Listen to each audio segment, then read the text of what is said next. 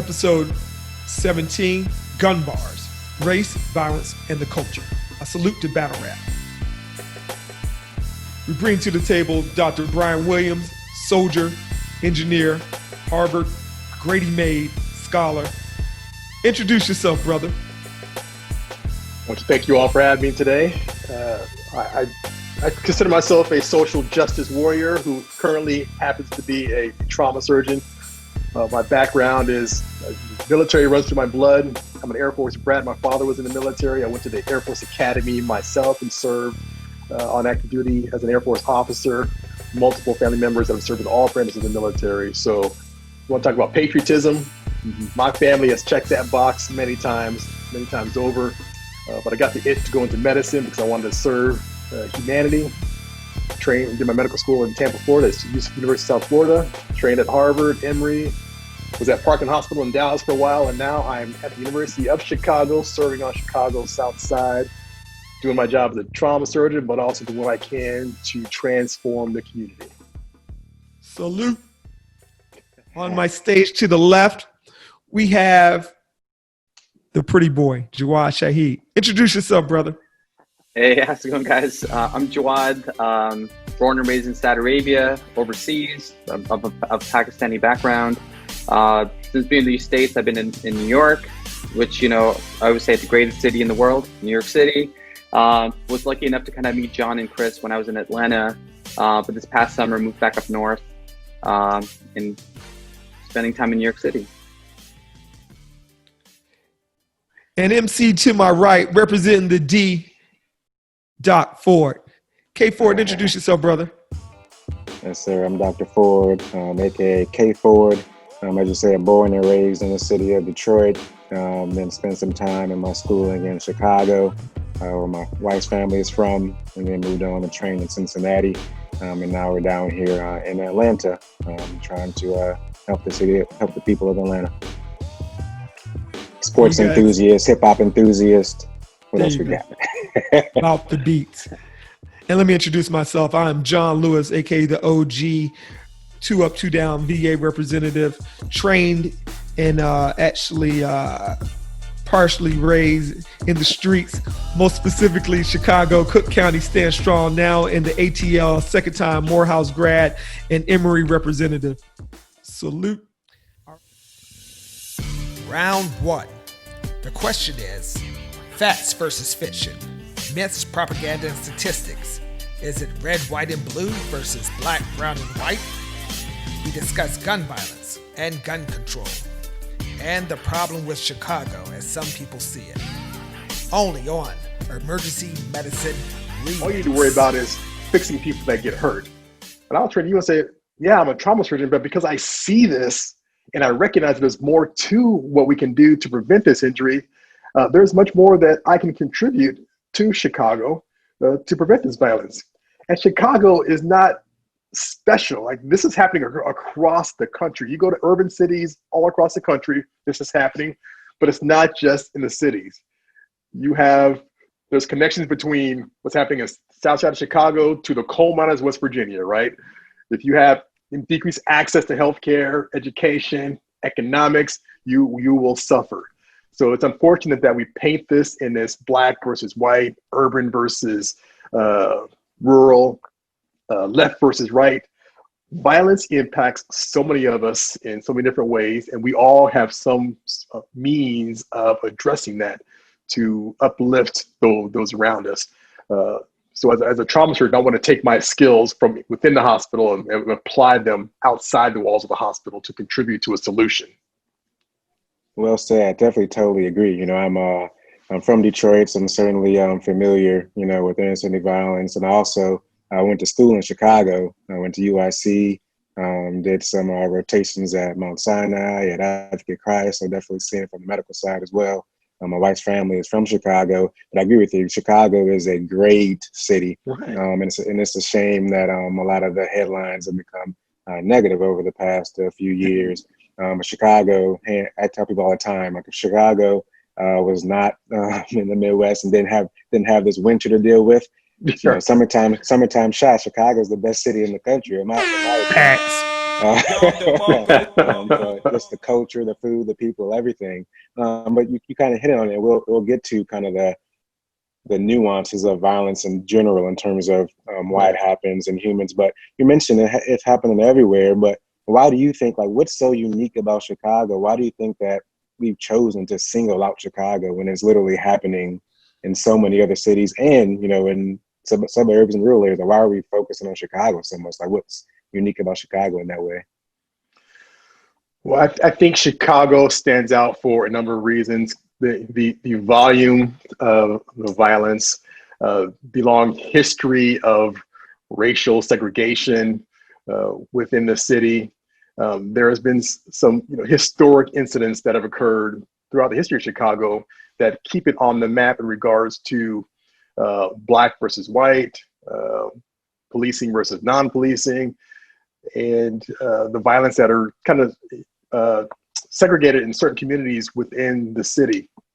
And why that's important, you may know this, there was a study that came out, I think it was in last year, maybe 2 years, from New York University that talks about life expectancy across America. And the city with the worst life expectancy was Chicago. It's 5 miles, somewhere between 5 to 8 miles from north to south. Your life expectancy drops 30 years. So if you're up north in the northern suburbs, which you know very well, Dr. Ford, that's the wealthier part of the city, you take the CTA down south, 20, 30 minutes, and your life expectancy drops 3 decades. Why should that happen? I mean, that's not explained by just, one simple thing. There's so many factors that go into that. And you see that primarily communities that are segregated based on race are suffering from healthcare inequity. They're also suffering from economic inequality, suffering from gun violence, education. And because of that and the history of Chicago that's put it on the map for other reasons, it's easy. It's a very easy narrative to pick Chicago, point to these things and say, yeah, Chicago is a problem child. The president sends in federal troops because he wants to make a difference. All these things that don't work. We just step back. Just step back and say, okay, why is this happening? Don't use a hammer to try to fix this problem when you really kind of may need a screwdriver, right? Just step back and what are these other things that contribute to the end result, which is violence. Yeah, absolutely. One of the things we've talked about this in the podcast, and one of the things that just makes me upset all the time when we see how things are shown on media. We hear this term "black on black crime" and "black on black violence," and you hinted at how segregated Chicago is. Chicago is a great city, but it is a segregated city. And when we talk about violence and penetrating trauma, this is something that happens due to close proximity. Black people are not going out and shooting each other and killing each other because they are Black. People engage in violence and engage in crimes with people that live close to them. Right. Black people are not out killing white people disproportionately. The majority of white people are killed by white people. Right. In our Latinx communities, it's a similar thing, similar phenomenon. And so it's just kind of, you look at it and it's just the same agenda to dehumanize Black people. We come up with things like black on black violence, or we come up with things as we talked about crack babies, how they focused in on crack in the crack epidemic just to dehumanize Black people. And so the black on black violence, we have to get rid of that term in general. It's a racist term in general. It's not black on black violence, it's violence, it's crime. And then, humans have been violent, since we have been here in this earth. And then when you add in lack of resources or lack of opportunities and poor education systems, things like that, of course the violence is going to go up. So when we think about solutions, those are the things when we talk about things such as, and we haven't talked about this here yet, but when we throw out things such as hashtag defund the police, what we're talking about is how can we allocate resources in communities so that we can help to prevent these things like you talked about. Yeah, that term black on black crime, it infuriates me whenever I hear that, because as you said, it's just not true. The Department of Justice has statistics and that show that people that live below the poverty line are twice as likely to commit violent crimes. And we know, based on the history of our country with redlining, that there is still segregated communities all across this country. So people that live below poverty that are Black live with other Blacks. People that are below poverty line that are white live with other whites. So when you have crime against each other, it's about, like you said, Dr. Ford, it's about proximity. And it's also about economic divestment in communities. So Blacks will commit crimes against Blacks and whites will commit crimes against whites. So that term is definitely loaded. It perpetuates a very racist narrative about Black people. And it's something that we need to refute every single time it comes up. Absolutely. And since this is the Gun Bars podcast, I do have to bring this up, and this is open to anybody who wants to discuss this. But, you know, we talk about violence, we see a lot of blame go around. And one of the things that is blamed is kind of pop culture and entertainment. So we talk about whether or not it's the video games. Stealing my thunder, man. Hold on, Stealing my thunder. Go ahead, keep going. Run it back. Run it back. Run it back. That's the segue. That's the segue. We talk about run it back. Good job. Video games, the video games, the music.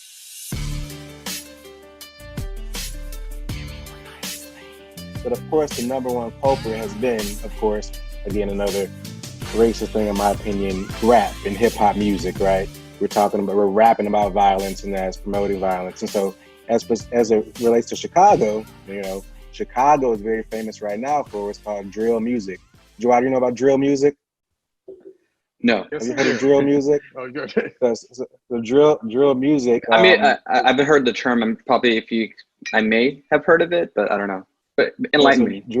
Drill music is kind of a popular wave of music right now that ultimately was kind of put on the map by Chicago artists, guys like Chief Keef and Polo G. Ultimately, the entire songs are basically gun bars, and it is rapping a lot about street violence and kind of things that folks have grew up around, you know, in their communities.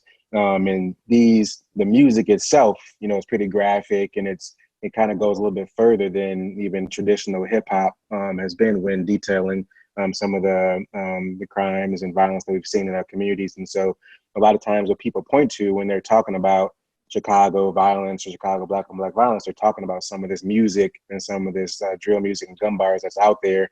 Is it a good thing? Is it a bad thing for the kids? How can we continue to kind of promote this music and celebrate, you know, these artists and their commercial success when it is highlighting or maybe promoting violence in itself?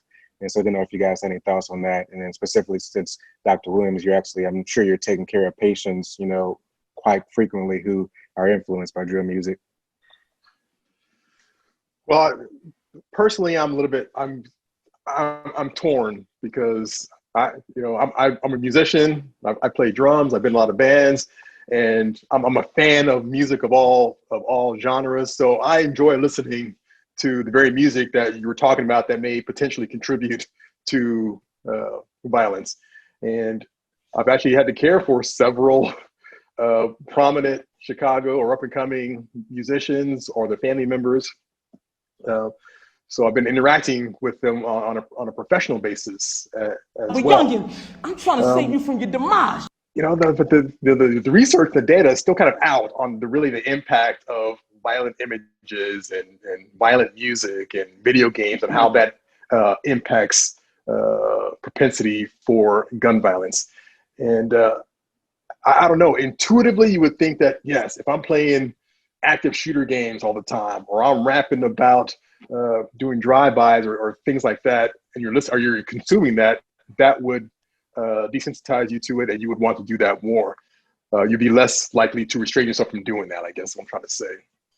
But as a scholar, right, as an academic surgeon, as a scholar, looking at the research that's out there, it is not convincing that actually makes a difference. There's so many other factors that go into that, your social circles, your parenting, all these things that you recognize that, yeah, that is not real, and this, you know, has consequences. Some of the same arguments were made about cartoons way back in the day, right? I think Looney Tunes was famous for being being critical of promoting violence.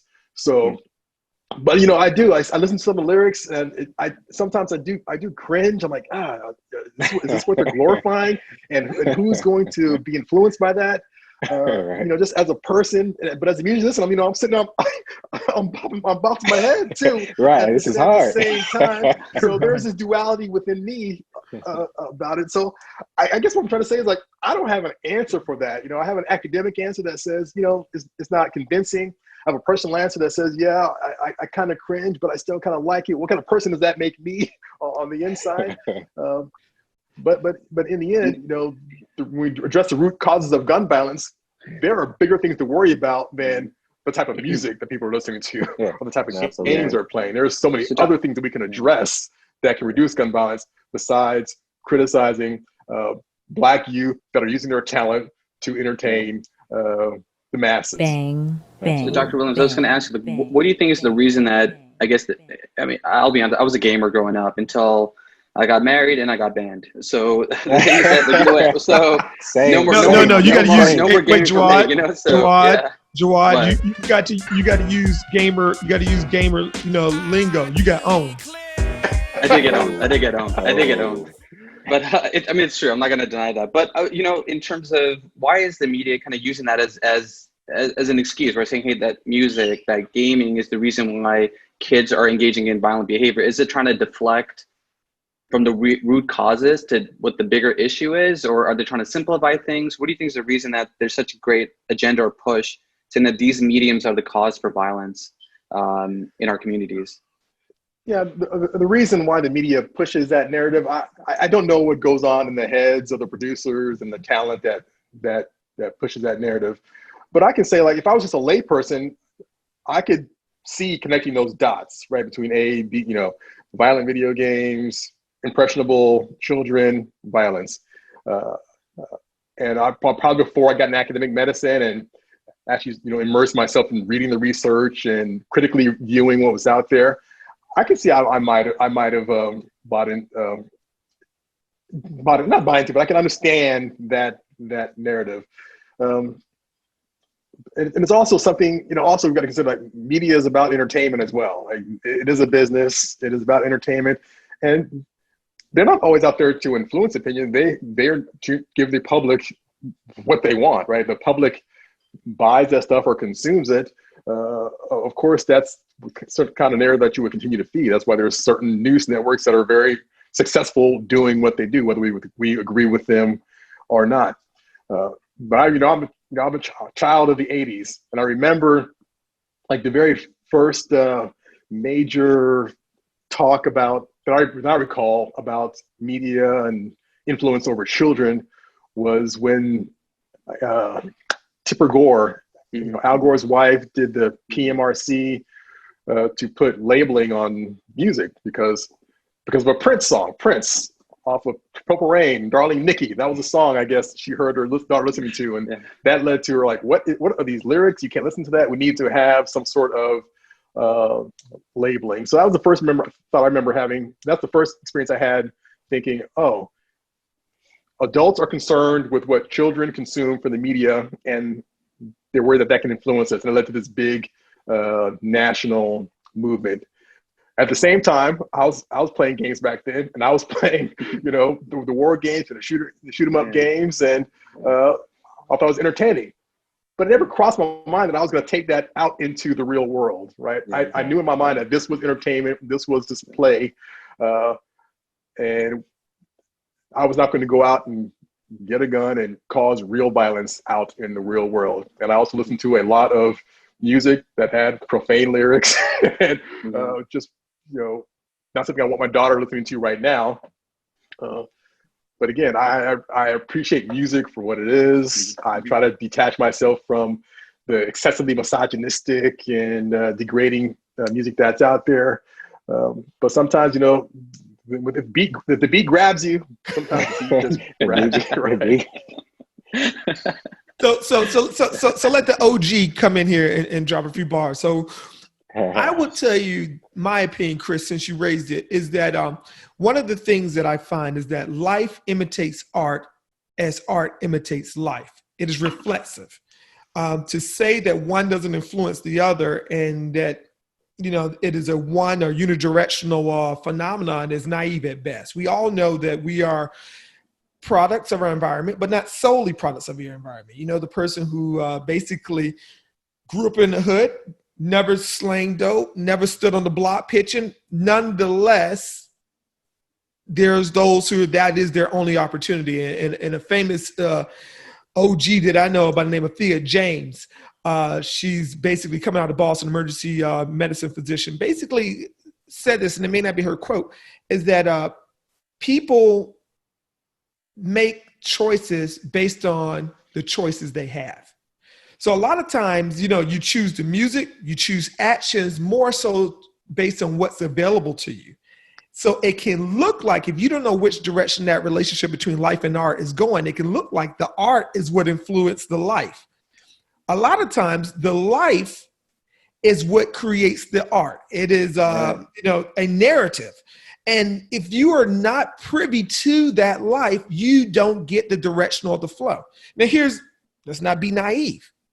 You cannot consume, live around, or take in information solely of one narrative and not begin to tell that narrative yourself and act on that narrative yourself. So that applies for rap, hip hop, gun bars, and Fox News. So let's be fair about that. If you take in Fox News all the time, you got people that's the reality. You got kids in the burbs who take in hip hop ad nauseum, and they think that is, basically their reality, and they begin to embrace some of the things, some of the misogyny and those things. But as you said, Dr. Williams, it's bigger than that. That if you think that is the prime mover, you've missed the point. If you think that art is the prime mover of the ills of our society that actually have pushed us to those things, and that, if we just stomp out hip hop, all of a sudden it's Guns N' Roses, pun intended. That's called a name flip right there. I just did a scheme for you. So anyway, that being said and done. Bars. That being said and done. It's right. It's complicated, but you're right. In academia, just because we have a broad audience, there are these things called confoundings. Confoundings means that there's so many factors contributing to a phenomenon that you cannot simply say this is the sole one that is the cause and effect result that you're seeing.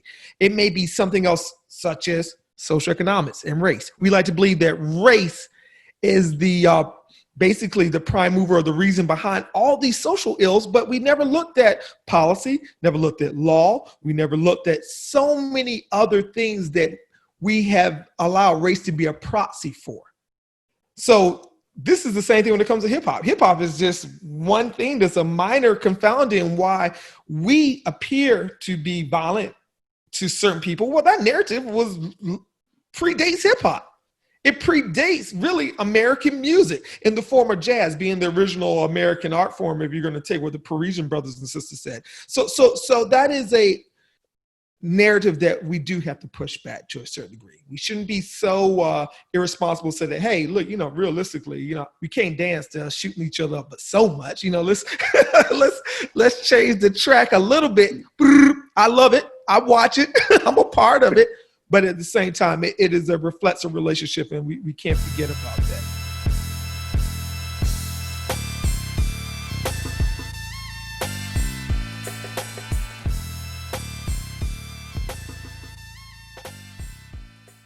Good. All right. So basically, I don't know, Dr. Williams, I don't know if you've seen this book, but this is the book I was kind of reading called The Gunfight by Adam Winkler. And he kind of talks about I think one of my interests kind of reading this book, just trying to, so I was, from my background, I'm Pakistani background, but I was born and raised in Saudi Arabia. So I think culturally, I kind of spent the first 11 years of my life in another country, and then come to America, kind of seeing this obsession with guns, I guess. And I think for me, I was always kind of fascinated by how did this become such a big topic? Because I think politically speaking too, I feel like it's a topic that can actually kill careers, and so I think that's the thing I kind of wanted to see. I know we're going to talk more about the race stuff in a little bit, but I just want to see if in your research and your kind of seeing, where did this gun culture come from, where this obsession where it does become very politicized based on race or politics, left versus right? Where did this obsession of gun culture come from within the United States? Man, you can't just give me like a softball question. You got to throw that one in, right? No, it's coming high heat. High heat. This is from the streets. 100 miles per hour. Something like this, like get Yeah. out of the park, okay? All right. That's a brush back kick. I'm sorry, man. I'm sorry. I think keep you on your so- toes, you know? Yes. So, gun violence. Speaking from the perspective of a trauma surgeon, frontline, seeing the end result of the human toll of gun violence, I know that it's sanitized for the public. They really just don't understand what guns are really doing to people's bodies, but also to communities and families, right? For every person that's shot, they estimate 20 people are somehow affected. Whether they see the psychological trauma from seeing the incident, or they lose a family member. So the ripple effects of gun violence are something that's not been well quantified. But also, as a Black man whose mother refused to allow him to play with guns as a child. Now, this is, back in the 70s, right? We're hearing stories now of, Tamir Rice was shot playing with a gun outside of Ohio. That's 2000s, right? 40 years prior, my mother was aware of the danger of me holding a gun. And she's like, you will not play with toy guns. It's not going to happen. So I've been long aware that the gun policy is racialized, right? So the impact of guns violence on communities, that's racialized, but also the policy is racialized.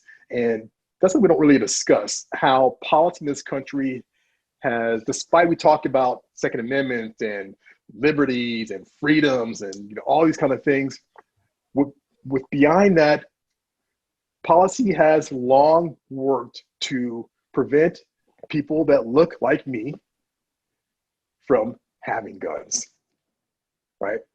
It's also used to drive the rhetoric to sell guns by painting people that look like me as the enemy from whom you need to protect yourself from. So that is not subtle. That is definitely placing Black people at the center of the narrative of those who are suffering. We're not going to worry about them. They're killing themselves. So what? But also we need our guns to protect ourselves from them, because they're going to come to our suburban homes and take over. So I'm really interested about that policy part of the gun debate. Not only the physical toll on human beings and the toll on communities, but the policies that drive it and allow this to perpetuate now and into the foreseeable future. So this obsession with guns, I think part of it goes back to this fear that now that Black folks are free, right? And I put free in quotation marks, that we are Run that back. Run that back. You got to say it again. Run it back. Free and what? The free in quotation marks, that we are suddenly going to go out and buy up all the firearms and go out for vengeance against the white America, which that seems like such a partial argument for me, right? Mm-hmm. But in many ways, it's implicitly and explicitly perpetuated to continue this divide within the gun debate. And I think the financial, the psychological, the physical toll is something that we have to collectively address by acknowledging that gun policy in this country is largely part of the legacy of racism in this country. Until we can have that direct, honest reckoning, this will continue. Think about it. Last month, record gun sales in this country. They can't keep them on the shelves. They're out of ammo. What's driving that, right? I mean, yeah. And the crazy part. I'm speechless now. You got me all worked up. The crazy part about that is, like you brought that up, is like gun sales through the roof, and it's from two different things, right? Like people are buying guns, number one, because because of the fear mongering, and people are being told they should be afraid. And so they're getting it to protect themselves, even though that could be irrational. But on the other hand, people are continuing to buy guns because, we have to be ready in case the tyrannical government tries to overtake us. but you look at it and see, okay, what actually is going on in some of these places. They're examples of federal government coming in and doing some things that they probably shouldn't be doing. Yet that same crowd that they love this amendment because of that, they aren't up in arms about some of the things that the federal government are overreaching. So, things are just kind of inconsistent. I've always felt too that, growing up in the Midwest and in the city, you see things kind of painted a certain way. You're not really sure how things happen or people's views outside of where you live. And especially, you're not really exposed to how things are done in the South, people's views and that kind of thing. And I've always been kind of intrigued by the difference in gun laws up north or in cities, and then comparing it to down south. And you look at how people are depicted, right? Like look at some of the athletes or even rappers that'll catch a gun charge in New York City. And the only charge is they have a gun on them. They didn't fire at anybody. They weren't violent. They just have a gun, and they weren't supposed to in New York City, which, yes, is technically against that law. But you would think that folks that live in Georgia, that live in Florida, live in Texas would be like, hey, that guy deserves to have a gun. Like, New York, what is your problem? But for some reason, nobody's ever vocal about that. It's like, oh, he's a criminal. You shouldn't have been doing it. Yeah. But yet you're so pro-gun. Yeah. Right. Yeah. I mean, but I think we mentioned in one of the podcasts before too, I think we're talking about in Ronald Reagan's California when he was governor, where open carry law was cool until when the Black Panther Party started to carry guns to kind of protect other Black folk. Then all of a sudden, open carry laws, basically there's laws that basically restricting open carry law now.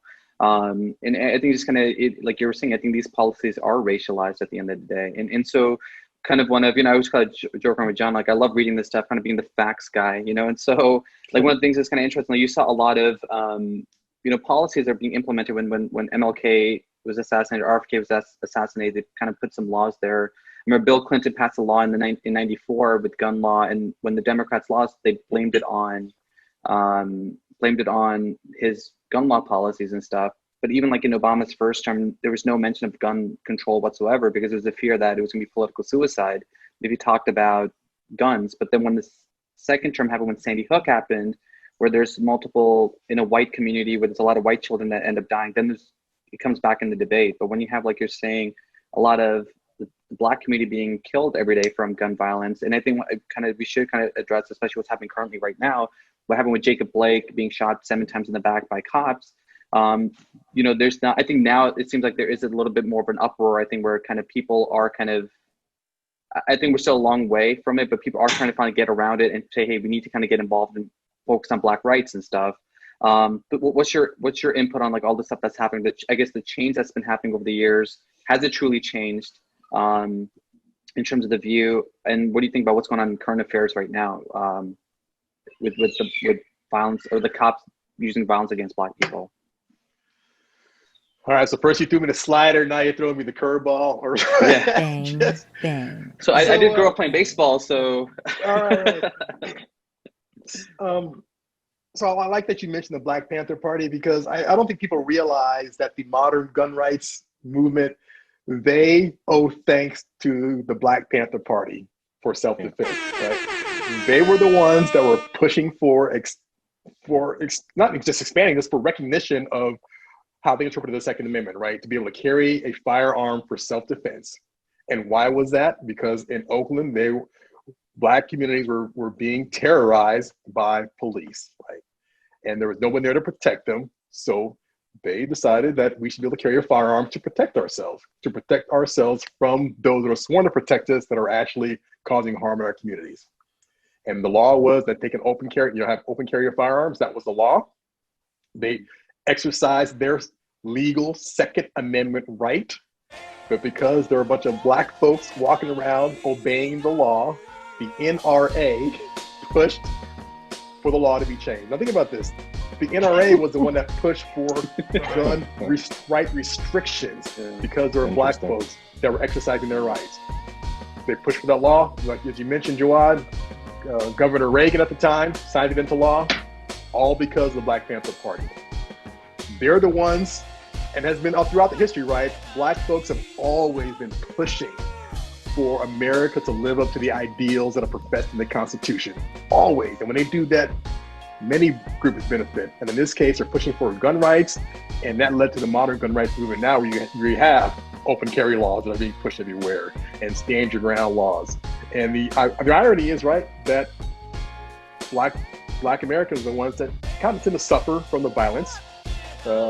Stand your ground laws, Black folks are the ones that are getting shot and killed, and they're using that as a defense to justify the killing. In fact, I think it's about, if you're a white person that shoots a Black person and claims stand your ground law, 300% chance that you will, more likely that you will be found not guilty. I can't remember the exact numbers, but the odds in your favor that they'll say you're not guilty because of stand your ground law.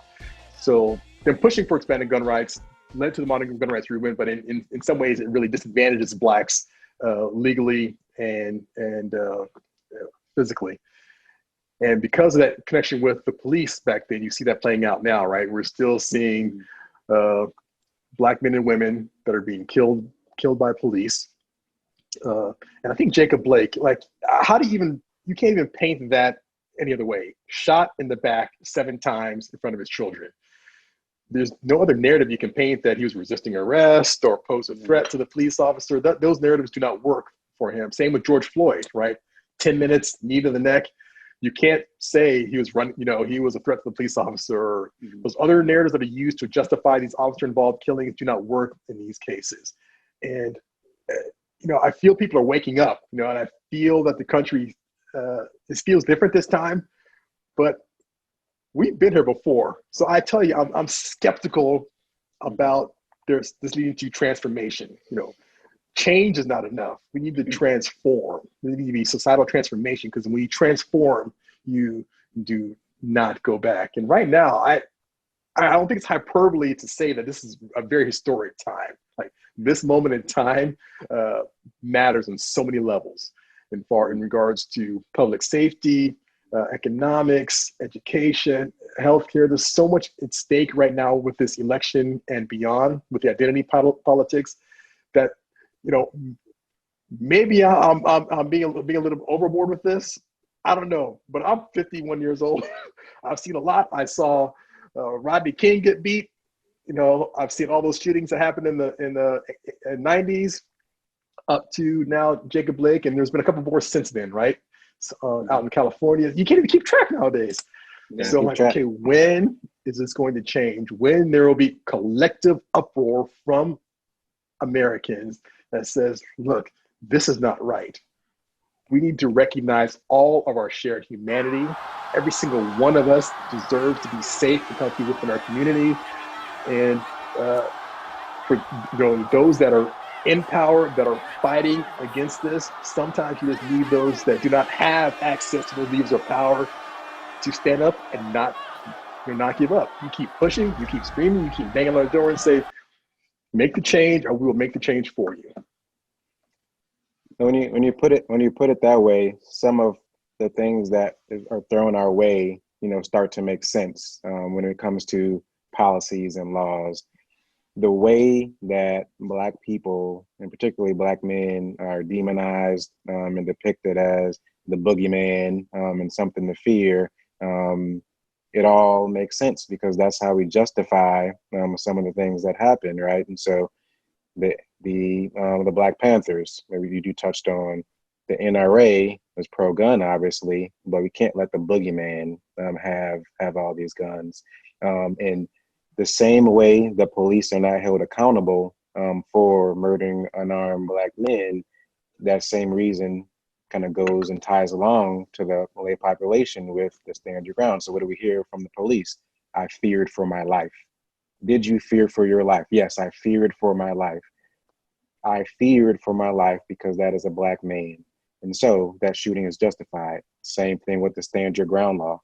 As a citizen, I feared for my life. It didn't matter that that Black man was not doing anything to me. I had nothing to do with that house here in Georgia. He was jogging. I wouldn't pursued him, but I feared for my life and my community's life because I don't recognize this Black man who's jogging. So I have a right to kill him.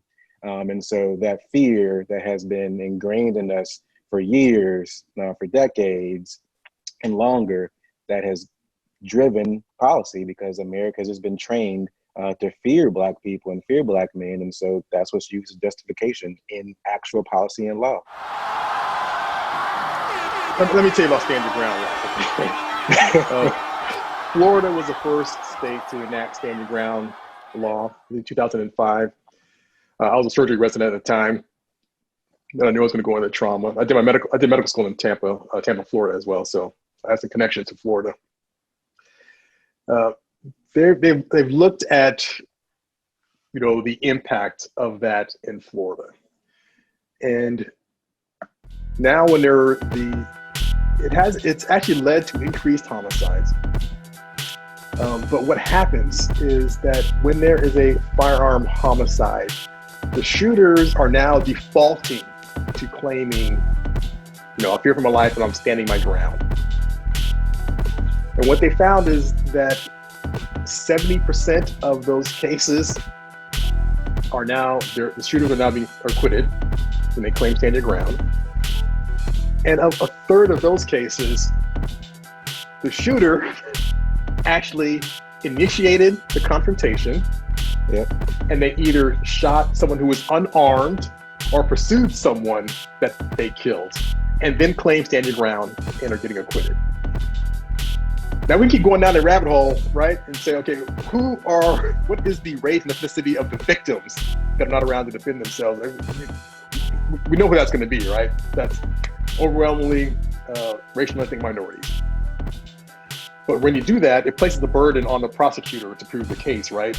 And if your key witness is now dead, that's a hurdle to overcome. So there's this thought that standing ground has increased, has led to decreased crime and violent crime, when in fact it's led to increased gun homicides, but less accountability for it. That's just one example of how gun policy is racialized. I don't even know if racialized is the best word, right? There's going to be some way to you know what I'm trying to say, right? Right. There's groups that benefit from that, and there's those that do not. And with Stand Your Ground, is clear that particularly Black Americans are the ones that are bearing the brunt of the firearm deaths as a result of that law. I like to use it has been called a zero-sum game, and I think that's oversimplification. But when it comes to freedom, it is a good approximation that your freedom is a fixed commodity that only changes when you deprive another person of some freedoms themselves. So if you're to have the freedom to, say, not wear a mask, you have now imposed on other people's freedom to travel and interact in certain spaces without taking on a risk of a transmission of certain disease. If you have the freedom to own people, then you have reduced the freedom of self-determination and liberty of those people who are owned. So this idea that you have a freedom to carry, discharge firearms unabated imposes on certain people's freedom to live in a safe, unthreatening environment. So this idea that people like, my rights when it comes to guns, they must realize that any right that you have comes at the expense of someone else to a certain degree. That's just the way freedom works in general.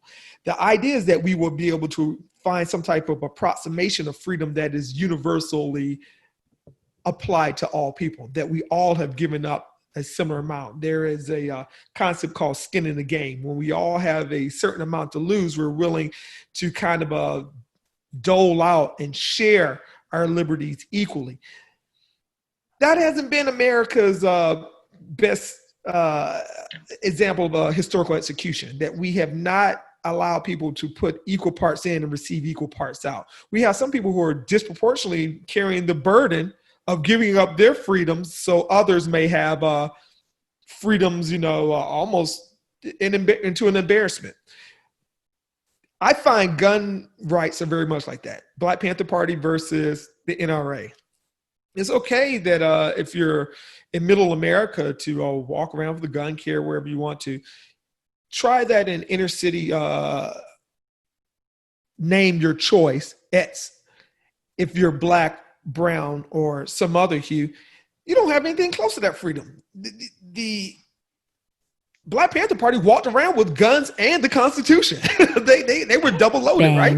And state law. bang. And state law. And state law. So they rolled up as look, I got the manual, I got my license, I got the ownership, I got my registration, no DuPont tag, it's all legal. And they're like, no, it ain't legal. On the State House, the people who wrote the law were right. We took it there. This is your, excuse me, sir, I believe this is your signature, one Austin Powers. Nah, man, that ain't my bag. It was their bag. So then they pull the law, get up to the larger state house, basically Congress, and rewrote the law. So it is always a battle of whose freedoms, whose rights are most important, and who are we going to actually disenfranchise? Who are we going to exploit so that others have freedoms? That's it. So look, I want you, because Dr. Williams, we promised to keep you under an hour, and I'm. Oh, this has been great. This has been a great conversation. I'm loving it. I'm loving it. Okay, yeah. So we're gonna get you. This is a 3-0. I'm gonna have you remix a couple of pieces from it, but I do want you to do your winners and losers body bag 3-0. I want you to give us the top 3 contributors of violence in our community and beyond.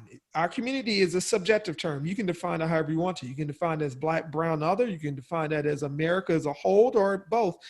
And then give us the root cause. Why? You know and understand this far more than we do. And then last but not least, it's good to make a diagnosis. It's even better if we can make a cure, or at least offer a treatment plan. So the 3 contributors to violence, the why, and then the solution. Yeah, so when I think about violence, I think about 3 types of violence, actually. I think about interpersonal violence, I think about structural violence, and I think about cultural violence. So let's break that down. Interpersonal violence that's me punching you in the face, hitting you with a baseball bat. Gun violence. I probably shouldn't even use myself as an example of that. But that's one person committing harm to another. That's that music you've been listening to. Getting aggressive. Bang, bang, bang. But it's not just physical violence. There's psychological violence. That's interpersonal. That's IPV, interpersonal intimate partner violence is probably a prime example of that. So you can cause a lot of violence without actually laying hands on someone. But there's that interpersonal violence, and what we deal with, we're talking about a lot today, was the gun violence. Now I take that up, another level beyond that. Start getting a little bit more esoteric. We're just talking about structural violence. So structural violence is one of the things it's difficult for some people to understand or even accept, because you can't identify the perpetrator. You can't say so-and-so harmed so-and-so. Structural violence is a result of structures that are in place and are durable, and they are put in place intentionally to exclude certain communities. For example, the redlining policies that segregated Blacks to certain communities across this country. This is back nearly 100 years ago when this policy was put in place, and it's been durable. So you still have now today that Blacks are a lot of Black communities are racially segregated, and within those communities, they're suffering from structural violence, which includes healthcare inequality, because these communities were intentionally placed near toxic waste dumps, or the city dump, or near industrial plants. They're dealing with all those environmental factors that impact health. Education inequality, because of property values, they don't get the tax money that can lead to good public schools, so they don't have access to good education. Infrastructure. So ability to own a car and have to rely on public transportation to get to and from work. All those things lead to the inability or the impairment of individuals to achieve their best selves, right? So they're kind of stuck in this quote unquote violent environment. And within those environments, we know, based on research that is pretty well documented, that interpersonal violence increases, right? And that's either Black or white. So interpersonal violence, structural violence, and then let's go up one more level. Let's talk about cultural violence. So cultural violence is the indifference of the haves to the have-nots. It's those that have access to good jobs or education or safe neighborhoods saying, you know what, they should go to school. They just need to get a job. If they don't like living where they are, where it's dangerous, they should just move somewhere else. It's this indifference and not knowing that there are these other barriers that prevent that from happening. So it's that cultural violence, that indifference that perpetuates that. If we all just kind of stepped out of our shells and recognize that there's so much more to the inequality that exists that leads to this violence, we can all do some small part to eradicate that and transform our society. And it doesn't take much. Just for example, like how is it possible that in 2020 that schools in this country are more segregated based on race than they were prior to the 1954 Brown versus Board of Education desegregation Supreme Court case? How is that possible, right? It's not legal, but it's still possible. And that exists because of the structural inequities that are put in place to ensure that sort of divide perpetuates. So interpersonal violence, structural violence, cultural violence, we can all do our part, doctors. We can all do our part to, not even doctors, anybody, or your listeners. We're going to something we can do, but to lead to some sort of sustainable change.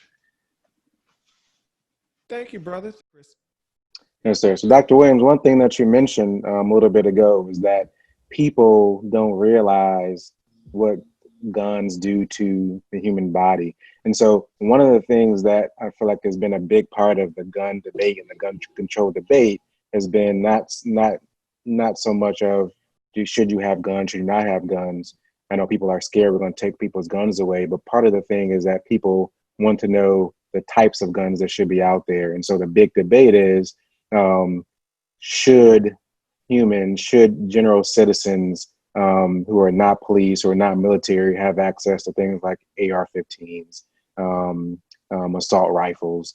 And so someone who is a trauma surgeon who's trained in ballistics and sees the damage that a 9mm or a 22 or Glock 17 does. I know there's specialized bullets that we can put in pistols, but in the generics versus sawed-off shotguns and AR-15s. What's your perspective on the damage that some of these types of guns do to the human body, and the types of guns that you feel like citizens should have, and should there be restrictions on the type of gun that you should have or ammunition you should have as just the everyday citizen? All right, Chris. Well, I think here's where I may mess you up about how I feel about guns. Okay, I am someone who interprets the Second Amendment to mean that individuals should have the right to own firearms for self-protection. Mm-hmm. That's just a constitutional interpretation. Now, not as a legal scholar, just as an American military veteran who has sworn an oath to defend the Constitution of the United States against all enemies, foreign and domestic. As a trauma surgeon who regularly sees what bullets do to bodies and families and communities, the vast majority of what I deal with is handguns. It's not the assault rifles that seem to dominate the debate about who should have access to what. It is handguns. And a large amount of those handguns are traded on the illegal market, illegally. So there's all these other policy issues to address about how to reduce gun violence, and that is one of them. To answer your question directly about assault rifles, I think we really understand what an assault rifle means. I think people, when they hear assault rifles, they think that means it's a machine gun that you can pull the trigger and just fire off 100 rounds at will. An assault rifle can still only fire one bullet at a time when you pull the trigger each time. They can cause significantly more damage to the human body than a handgun. But again, the majority of the human toll across this country right now is from handguns. Suicides, intimate partner violence, interpersonal violence due to violent crimes, those are occurring from handguns. The assault weapons that are used, assault rifles that are used for the mass shootings account for less than 0.5% of firearm related deaths every year. So if we want to make inroads to improve public safety, if we want to make inroads to reduce firearm related injury and death, assault rifles are such a small fraction of what's causing the 40,000 deaths per year that should be part of the debate, but we should focus on many other things. The ease of access to firearms on the illegal market, intimate partner violence, mental health services, red flag. There's so many other things that we can talk about that are also equally controversial, but I think would have greater impact on reducing the number of deaths and injuries due to firearms. And you talked about Sandy Hook earlier. That was a watershed moment, right? When you had children, kindergartners and first graders, all white, who were murdered, and nothing changed after that. That was our teaching moment in American history about gun violence. Nothing changed as a result. Then you knew how politicized this was. Then you knew that the talk about protecting the public from death and injury, it doesn't ring true in all these cases, right? If you could turn a blind eye to children getting shot at school and then nothing happening, I have to question our true commitment to what we can or what we really want to do as far as protecting the public. What it is about guns that leads to that sort of divide. Them guns. Hey, Big Gerald. Yes, sir. That's the way you talk to your son. Well, thank you, sir. Thank you for your service. Thank you for all you've done. We know that you are actually not just one-sided. I'm just going to say this for the fans. This is, and for the lay people who may see this conversation as one-sided. You took care of the officers that were shot in Dallas during a Black Lives Matter protest. If you can't talk about a person who is committed to seeing all people as their neighbor, then we can't talk about you. You actually did that. You were called to take care of people who were often targeted, as well as those who often are seen as those who are doing the targeting on both sides. You just need to flip sides, whether you're talking about Black Lives Matter, whether you talk about the police force.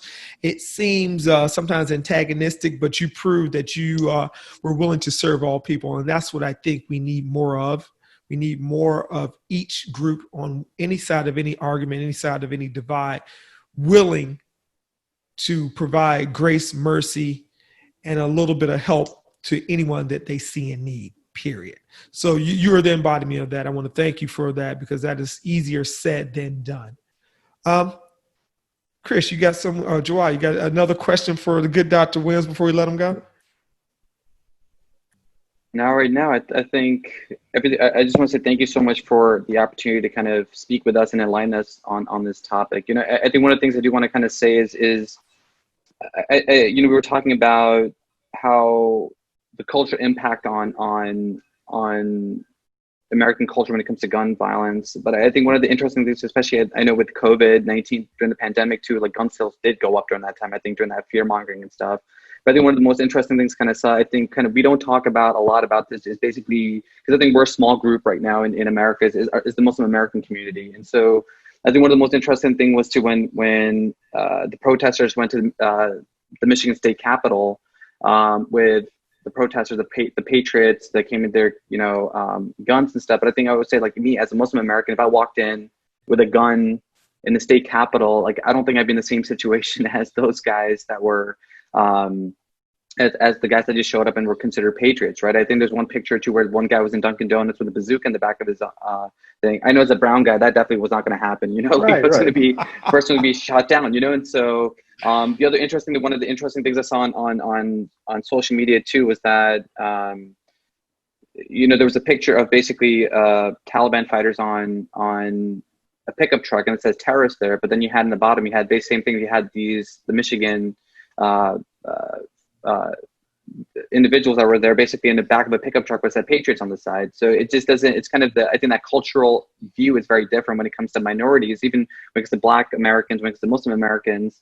I think there's a huge cultural issue right now. And I think that's the thing, in order to kind of make this impact, I think people need to kind of wake up and see this dichotomy, this difference in cultural opinion.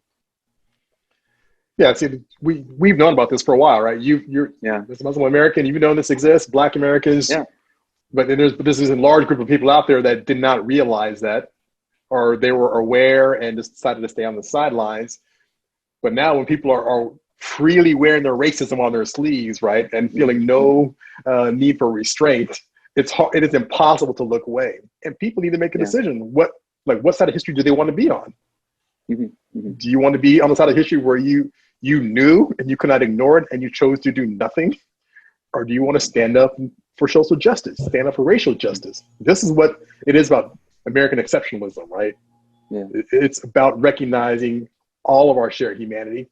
It's about ensuring that everyone in this country has an opportunity to be the best that they can be, right? That's the American dream.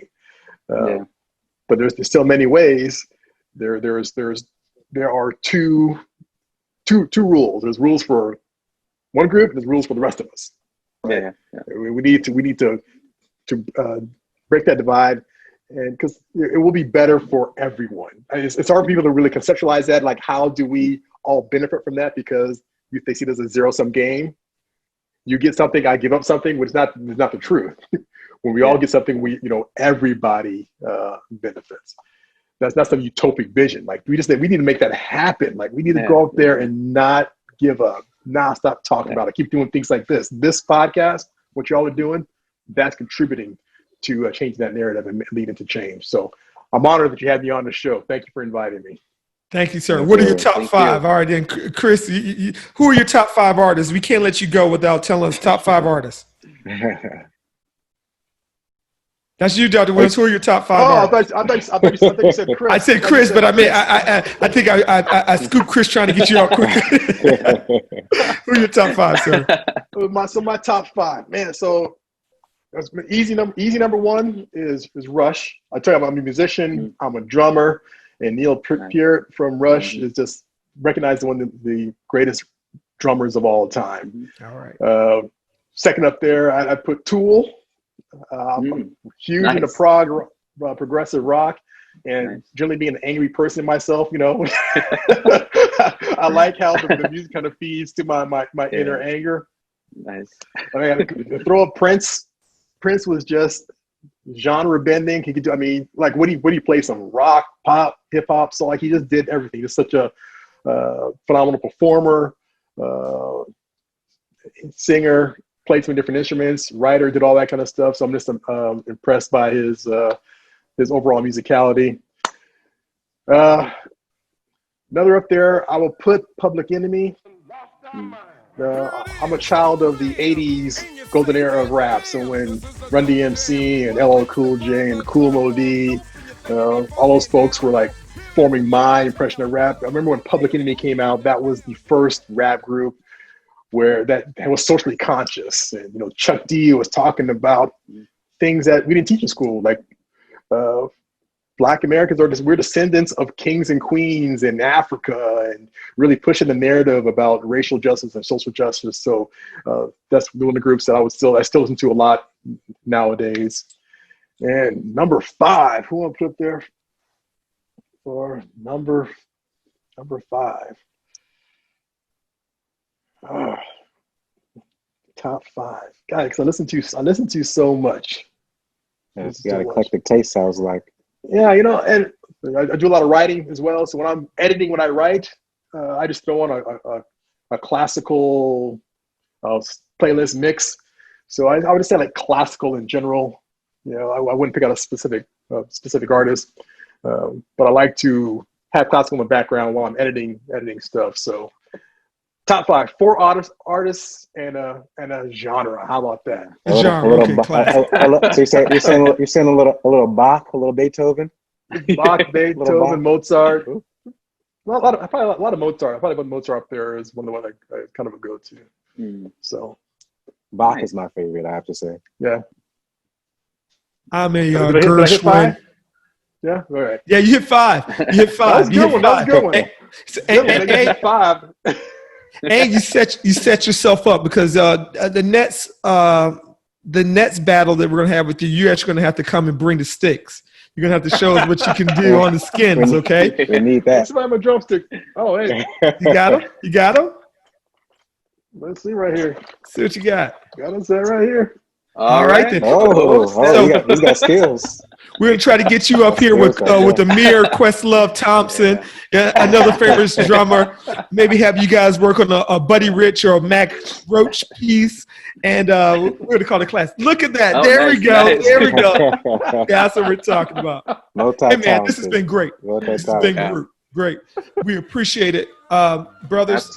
Absolutely. Stand strong. Continue to keep up the good work, and we will do this again, hopefully, God willing, when time permits. Thank you again. Incredibly appreciative and humbled by all you guys getting together for this. Thanks for being here, Dr. Williams. Thank you so much, Dr. Williams. Take care. You too. Stay safe. Thank you.